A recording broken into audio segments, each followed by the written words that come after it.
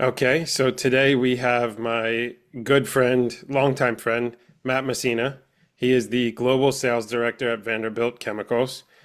Matt and I go back to I, maybe my freshman year. So you were a sophomore at Drexel when I was a freshman. Yep. Um, I think we got introduced through someone who was actually on the pod before, Mike Hoffman. He tried to. I'm just thinking about this now as I'm introing you, but I think he tried to hustle me. Remember, he thought that he was gonna. We were playing basketball, and I beat him. Me and some other guy beat him and his friend, and he's like, "Oh yeah, why don't we play for money? I have another guy who's pretty good." Um, That's exactly how it yeah, happened. I think And I'm pretty. I think he came to my room after he had ran into you in the gym and was like, I just play this guy for basketball. I think you and I can take him and his friend. I think we can do it. And you know how Hoff is he's the forever optimist and trying to hype Yes, people up. So, or trying to scheme. So we're it's trying a to scheme, and constant. that's what that was. But that was like I think that was the first time I met him, and then we became close. We started to play more. Then we ended up on the women's basketball team, on the practice squad for the Drexel women's basketball team.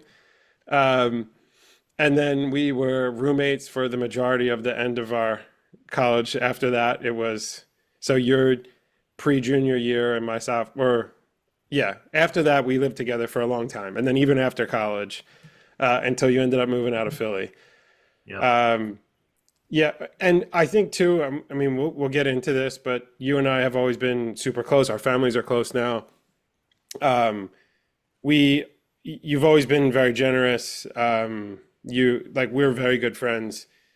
I think one of the things too that, like, at least from a career perspective, that I've always valued about being able to talk to you is joking about the basketball competitiveness. We've never been competitive on the career side. It's always been very willing to help each other. You and I used to talk about if we got a job offer or if we were going to do something else, how would we approach it? And we would always be open about salaries, which was always super.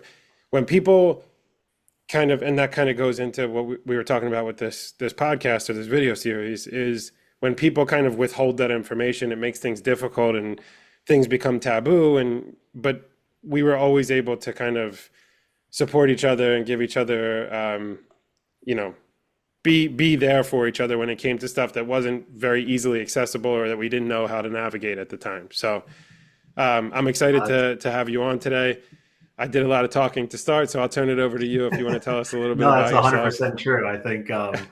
I think we became friends at the right time and stayed friends through a kind of an interesting part in our lives where we were, transitioning from school to career and having somebody to confide in. Because a lot of times you have to tiptoe around these conversations with Hmm. people and having somebody you can just completely be open with and tell them, this is what I'm going for. Do you think I'm stupid in this situation? Do you Yeah. think I'm being crazy? Or do you think this is realistic? And, having somebody who could keep you in your, checks and balances is good. I think we did that for each other, which was good time to become friends. Yep, I agree with you. Do you want to tell us a little bit about your background, your current role, your career path?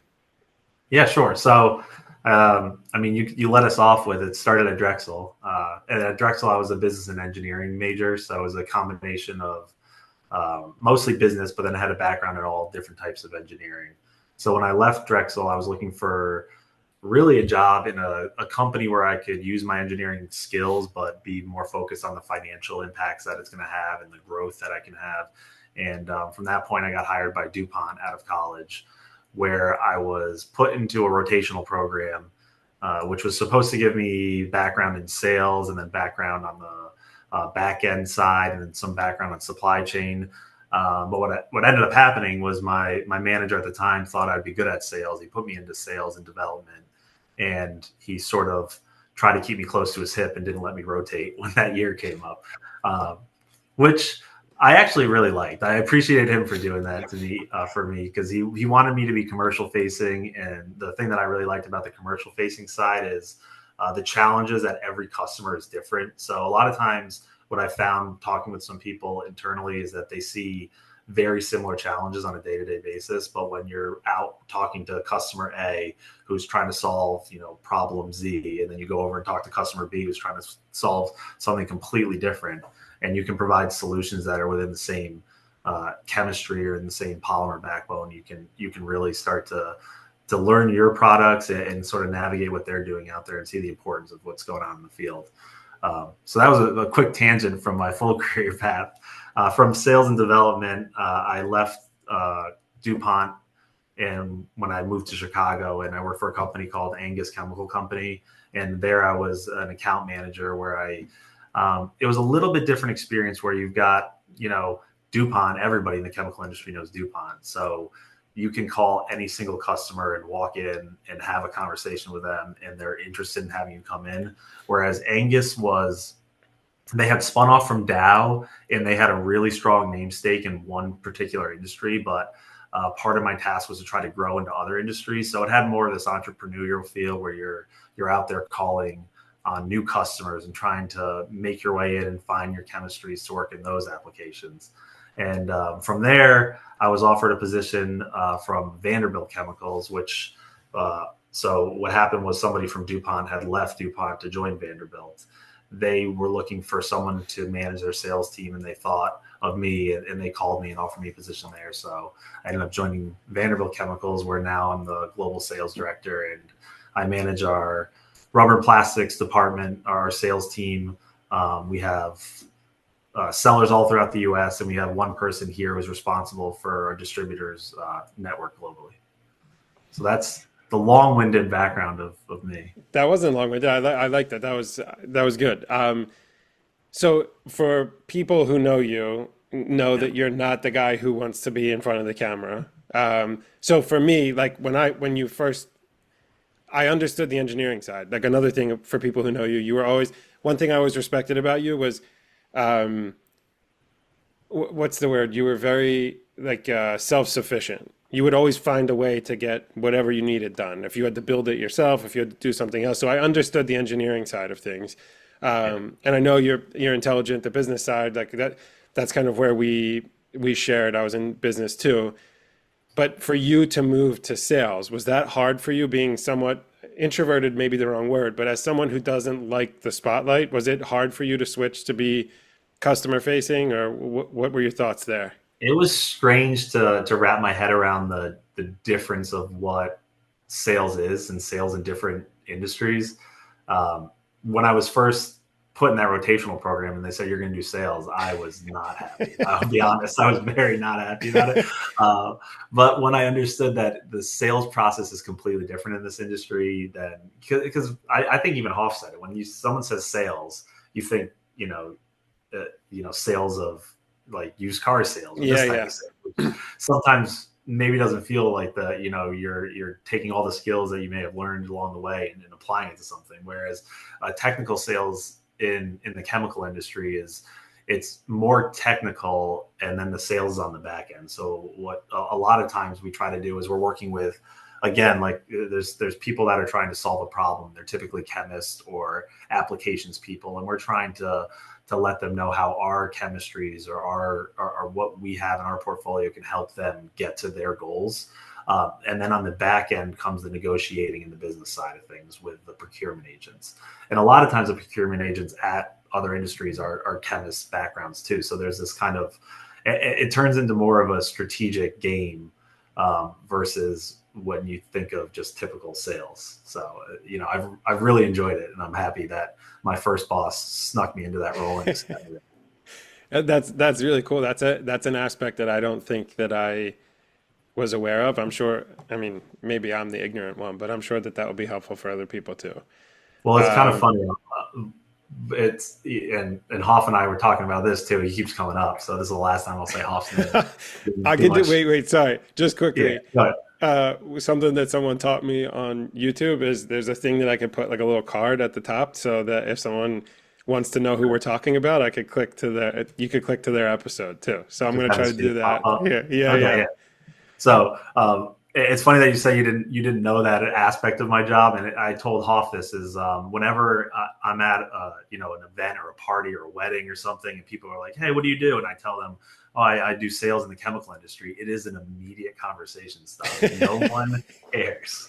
So it's just, so people just move on because it's the chemical industry. It doesn't have this, this like sexy appeal to it. And the only time you get follow-up questions are from people also in the chemical industry, or people, if there's something in the news and they want to understand a little bit more about it. And that's it.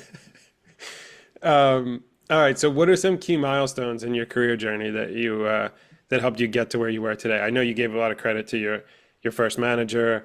I also remember you doing the rotational program.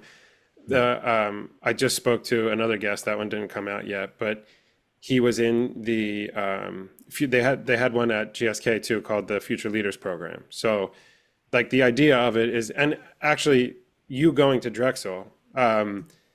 It must have been really cool because you go through the co-op process. You find I say this all the time, so apologies if I'm repeating myself, but you learn what you like just as much as you learn what you don't like when you go through the co-op process. And then it's kind of the idea, maybe it didn't work out this way for you because you found something to start, but the idea would be the same thing goes for your rotational program.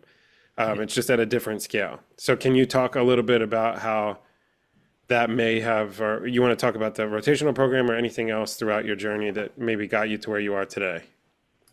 Yeah, I think you kind of touched on it. Is the the rotational program is supposed to give you that aspect of, do you like this, and if not, you can try this, and if not, you can try this. I was just lucky enough that my first rotation was something I liked, Yeah, yeah. and I excelled at. Um, and so that, I mean, that was milestone one, and I guess you can call it luck, or they're falling into the right place at the right time, or having the right interview with the right people who thought those were my skill sets. So that was the first hurdle, and I think the next hurdles were just trying to take opportunities that were put in front of me. So when I worked at DuPont, I was originally an account manager where I had a handful of accounts, and I did my best with those accounts and just kept trying to get them to the next level.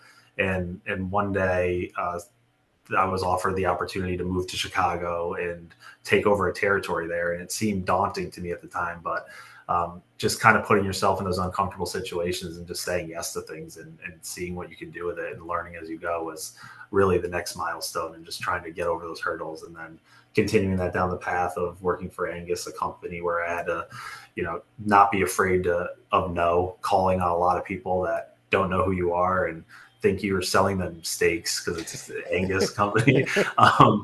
And constantly trying to break doors down. So, getting past those no's, and continue to work through those hurdles. So I think it's just constantly putting yourself in situations that maybe you're a little bit uncomfortable with, but they'll help you grow. Yeah, I love that. I think too, just so you don't undersell it, one of my favorite quotes that that I try to resonate, or that I think resonates with me, is the when luck is when preparation or opportunity meets preparation.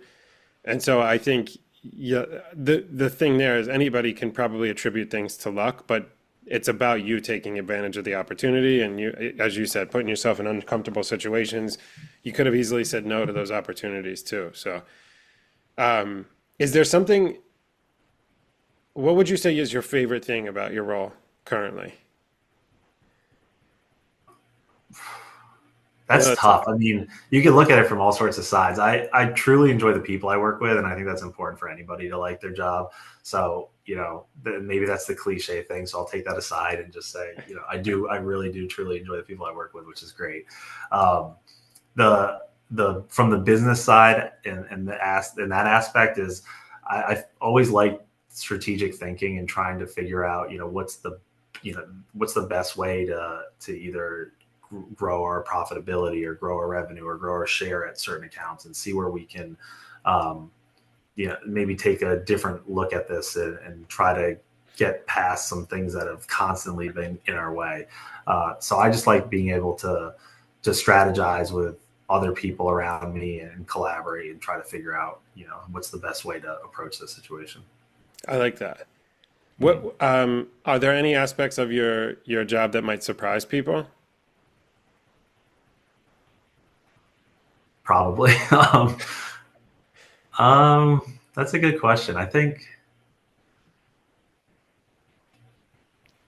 Yeah, I don't know. I'd have to think about that one a little bit. I Okay. think that maybe some of the surprising aspects are the amount of travel. I guess is just Yeah, that's constantly on constantly on planes, going to see people. COVID did change that, and there is a lot more of this. WebExes, but um, there is something to say for a face-to-face conversation or a time at a dinner where you can get to know somebody a little bit better. So there's still a lot of travel involved in the job, which is bittersweet now that I have a 2-year-old. So I hear you.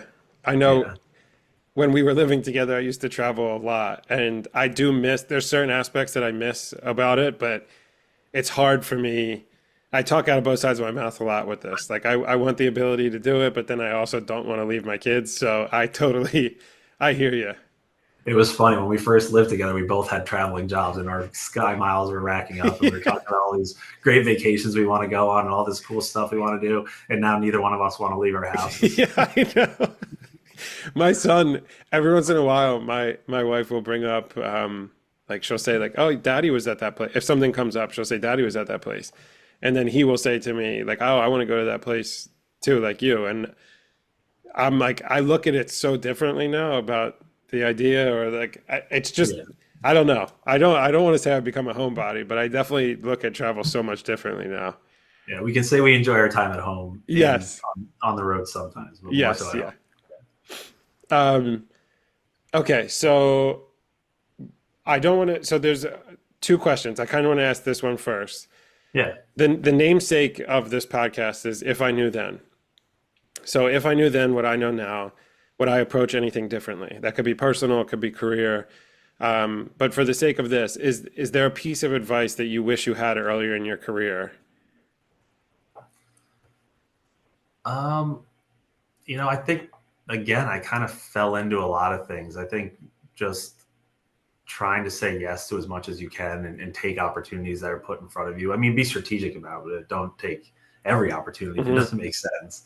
And I think it's good to surround yourself with people that you can bounce ideas off of. So, I had my dad, I had you, I had others in my life where I would say, uh, I feel like this doesn't seem right, or I kind of rather go in this direction. What do you think? And just being able to talk through that, I think helps. So just surround yourself with good people and try to put yourself in situations that'll help you grow. Yeah, I love that. Okay, so what about um, any challenges that you faced throughout your career and how you overcame them? Um, I mean, plenty of challenges. I think from day one. Again, I'm going to use the word lucky. From day one, I was lucky enough to get really good opportunities, and I sort of felt um, like what's the imposter syndrome, where you're like, Hmm. why am I here? Why am who's giving this, what was like 21, 22 at the time, who's giving this kid this kind of responsibility to go to this account and talk to him about whatever it is.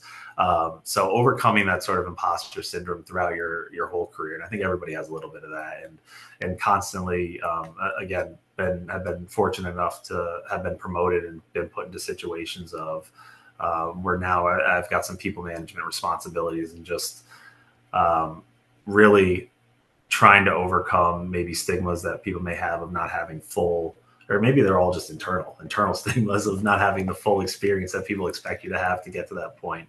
But the only way to get his experience is to try things and to work through them, just to stay open to new ideas.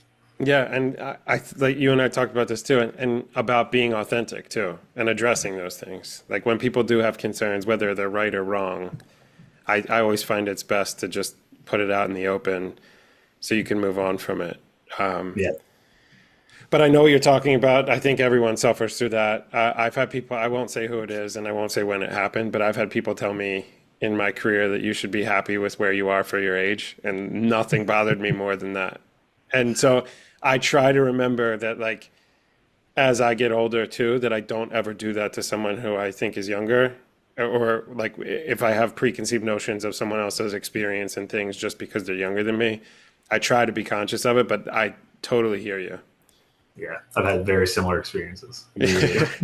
It infuriated me, because in my mind, if you're doing the same work as someone else, that shouldn't come into play. So All right. So I think that's great advice. So what's next for you? What are your future goals and aspirations? That's another tough one. You can take four or five different ways. I think from the I'll touch on the sappy personal stuff. Spending more time with family, obviously. Want to be home with Cam and Trisha and all of my family and friends. And then from the business side, just continue to try to learn as much about the business as I can. As I said, take opportunities that are put in front of me. I would like to continue to develop down the same career path that I'm going. So I'm the global sales director now, and I've been given some opportunities internally to do some product management, which gives me a little bit more well-rounded basis on the manufacturing side. So trying to understand a little bit more of the manufacturing side and get to a position where I can help drive the strategy of the overall business. Love it. Is there, so before I let you go, is there anything else you'd like to share? There's no No, I pressure. Yeah, no, I like all the questions are more fun than the just what's in my head. I like your Okay. questions leading me. All right, fair enough. Well, thank you very much. I really appreciate you doing this. I know that this isn't your favorite thing in the world to do, but honestly, I think the conversation went great. Thank you for sharing your feedback. I'm thrilled for you. I wish you continued success in your role. I'm really happy for you and for you and your family too. So, thank you very much. Congrats on everything and continued success. I appreciate it. You too, Ant. Thanks. All right, bye bye.